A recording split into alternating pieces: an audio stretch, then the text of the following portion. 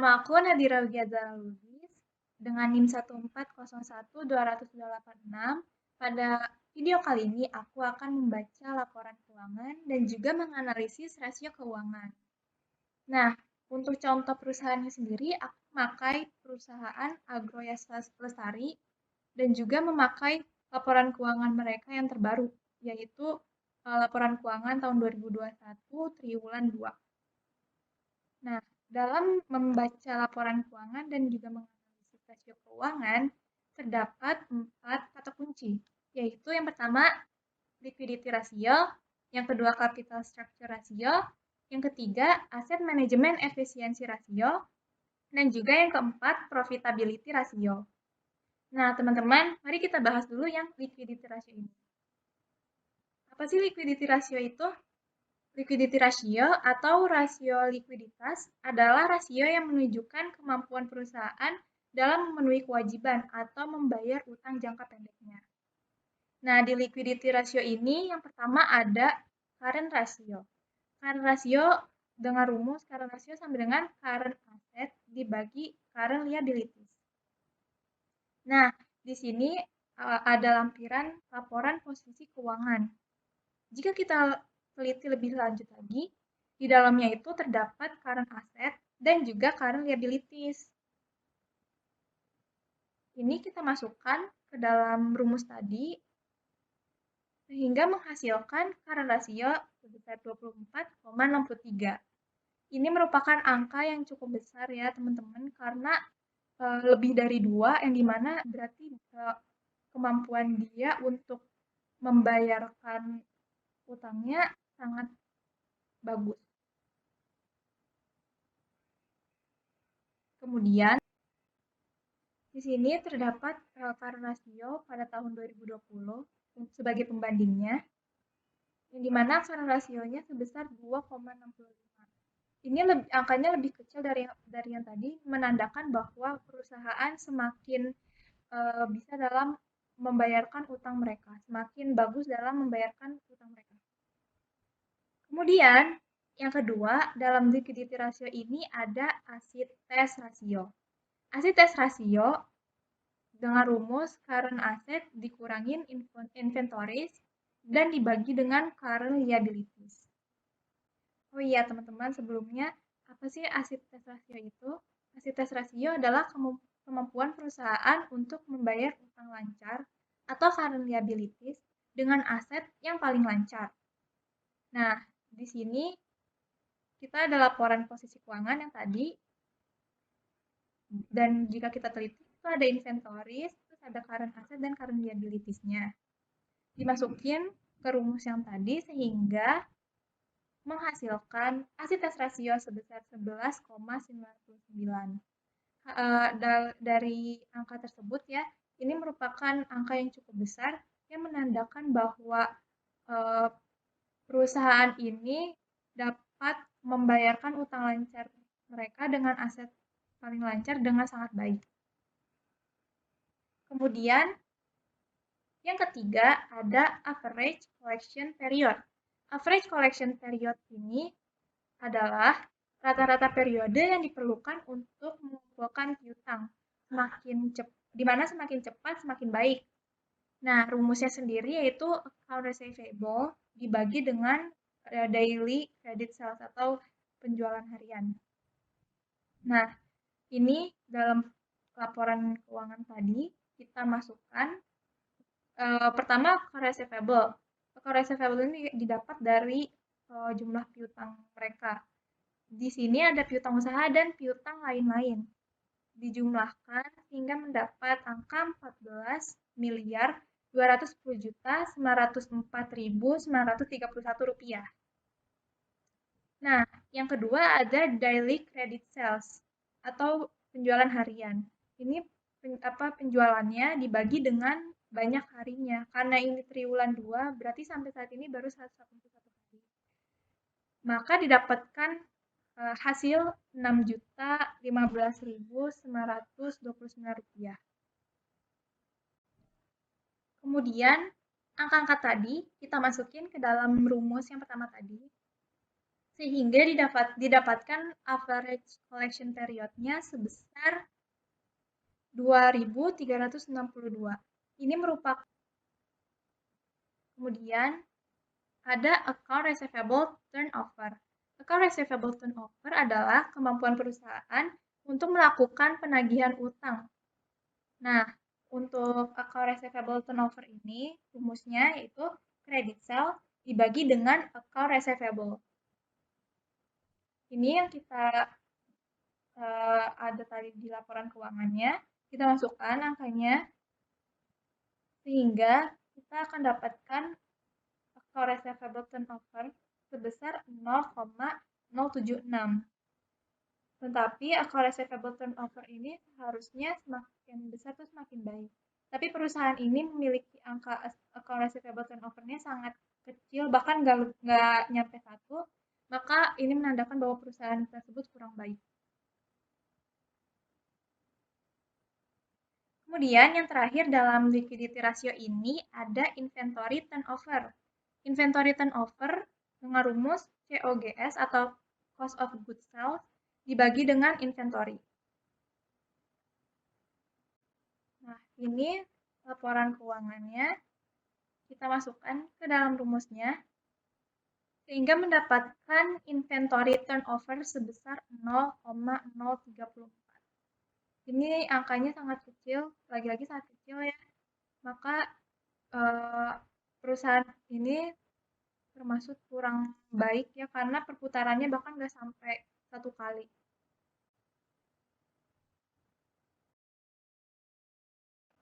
Kita ke capital structure.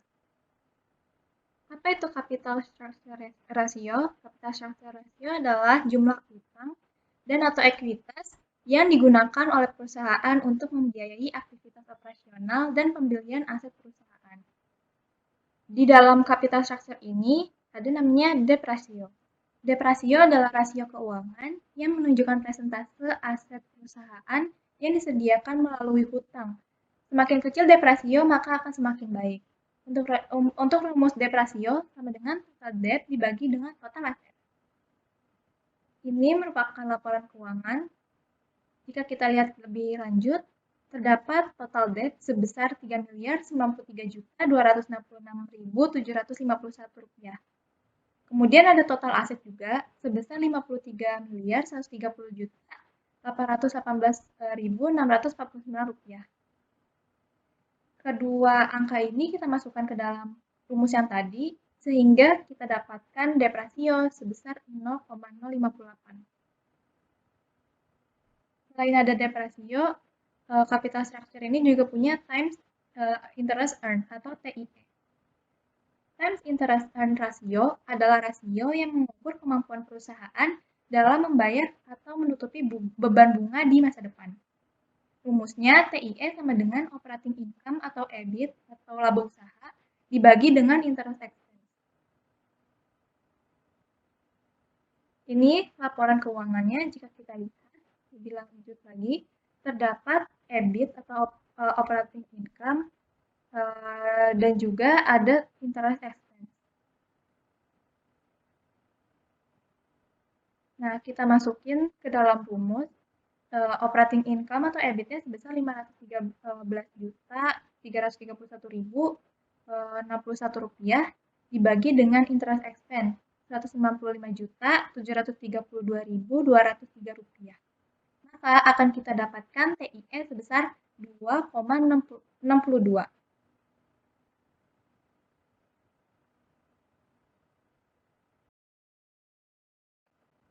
Kemudian yang selanjutnya ada Asset Management Efficiency Ratio. Asset Management Efficiency Ratio atau juga efisiensi rasio digunakan untuk mengukur kemampuan sebuah perusahaan dalam mengelola aset yang telah digunakan. Di dalam Asset Management Efficiency Ratio ini terdapat total aset rasio atau TATO. Total aset rasio turnover mengukur aktivitas dan kemampuan perusahaan dalam menghasilkan penjualan melalui penggunaan aktiva tersebut. Rasio ini juga mengukur seberapa efisien aktiva tersebut telah dimanfaatkan untuk memperoleh penghasilan. Jika total rasio rendah, maka semakin sedikit pula perusahaan aset perusahaan ini berputar. Hal ini menunjukkan bahwa kemungkinan semakin lambat dalam perusahaan untuk menggunakan asetnya untuk penjualan. Nah, tato ini rumusnya sama dengan sales dibagi dengan total aset. Jika kita lihat di laporan keuangannya, salesnya itu sebesar 1.088.883.192 rupiah.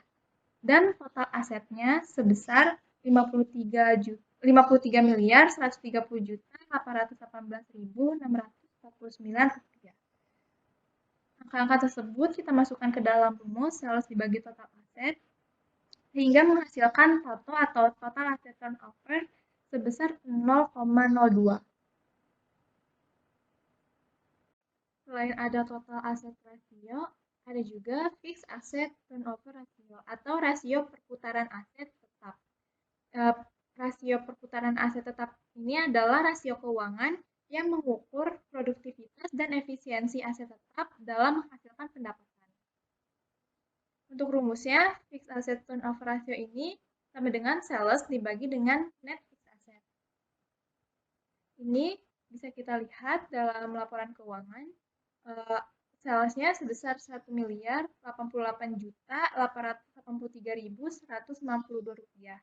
Dan juga net fixed assetnya sebesar 1.998.034.032 rupiah. Sehingga jika kita masukkan ke dalam rumus yaitu sales dibagi dengan net fixed asset, maka akan kita dapatkan fixed asset turnover-nya sebesar 0,54.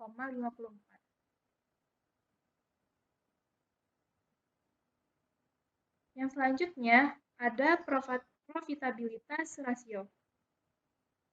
Apa itu profitabilitas rasio? Rasio probabilitas atau profitability rasio adalah rasio atau perbandingan untuk mengetahui kemampuan perusahaan untuk mendapatkan laba atau profit dari pendapatan terkait penjualan, aset, dan ekuitas berdasarkan dasar pengukuran tertentu. Nah, di profitabilitas rasio ini terdapat rasio pertama yaitu Return on Investment atau ROI. ROI rumusnya net profit dibagi total aset. Nah, untuk penjelasan ROI sendiri, ROI adalah rasio yang mengukur efektivitas manajemen menggunakan aset untuk menghasilkan laba operasional. Semakin tinggi nilai hasil perhitungan yang didapat, maka akan semakin baik. Dalam laporan keuangan PT Yasa Agro Lestari, dapat kita lihat net profitnya sebesar 2.997.540.253 rupiah. Dan juga kita dapat melihat bahwa total asetnya sebesar 53.130.818.649. Nah, jika kita masukkan ke dalam rumus ini, maka kita akan mendapatkan ROI sebesar 0,0564 atau 5,64%.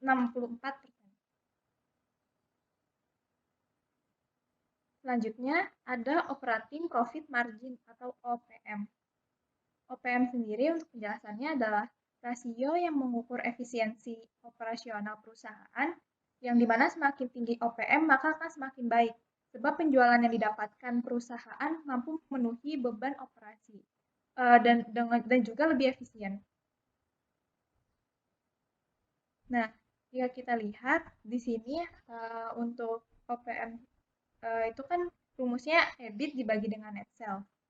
Kita lihat di sini EBIT atau operating income-nya sebesar 513.331.061 rupiah dibagi dengan net sales-nya sebesar 1.088.883.192 rupiah.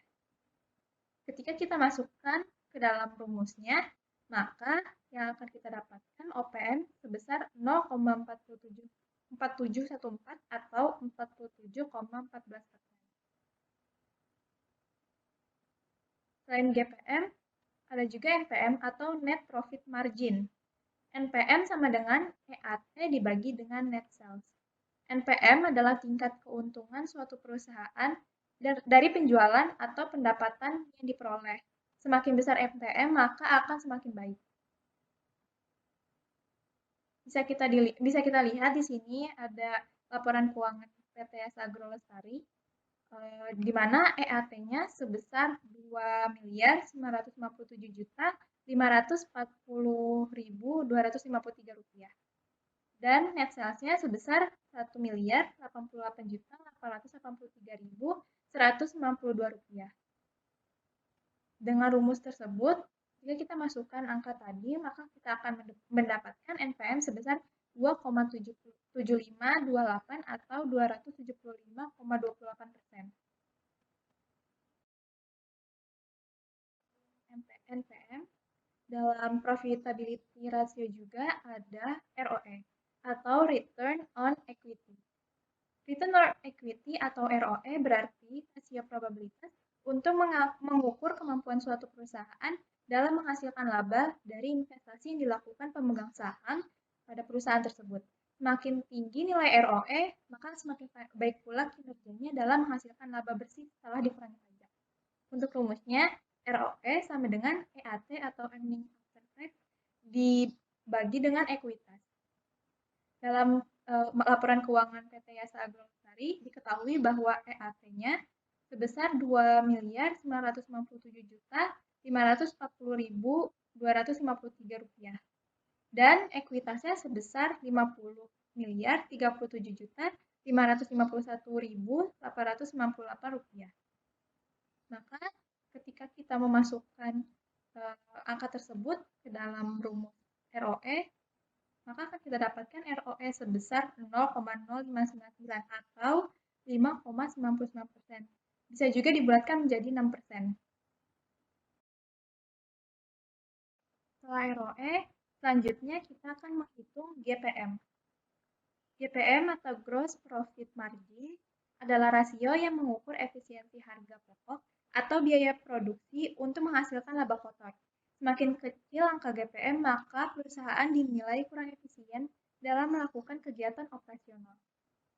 Nah, untuk rumus GPM sendiri, GPM sama dengan laba kotor dibagi dengan penjualan. Kita lihat pada laporan keuangan PT Asa Agro Lestari, laba kotornya untuk PT tersebut yaitu 190.202.014 rupiah dibagi dengan penjualannya sebesar 1.088.833.192 rupiah. Maka kita masukkan ke dalam rumusnya sehingga kita dapatkan GPM sebesar 0,1746 atau 17,46%. Setelah GPM, kita akan masuk ke ROA atau Return on Asset. Return on Asset adalah indikator untuk menentukan perusahaan dibandingkan dengan total asetnya. Mengukur kemampuan perusahaan untuk menggunakan asetnya untuk menghasilkan laba bersih. Semakin tinggi presentasi yang dihasilkan dari perhitungan ROA, artinya makin efisien pula penggunaan aset dari perusahaan yang bersangkutan. Untuk rumusnya, ROA sendiri bisa kita lihat pada slide ini. ROA sama dengan EBIT dibagi dengan total aset. Nah, jika kita lihat pada laporan keuangan PT Asa Agro Lestari, EBIT atau operating income-nya sebesar Rp513.331.061 rupiah. Dan total asetnya kita dapati Rp53.130.818.649 rupiah. Kita masukkan ke rumusnya ROA sama dengan EBIT per total aset. Sehingga kita dapatkan ROA-nya sebesar 0,096 atau 0,96%. Sekian informasi yang bisa aku bagikan. Jika ada pertanyaan maupun pendapat lain, kirim di kolom komentar ya. Bye-bye!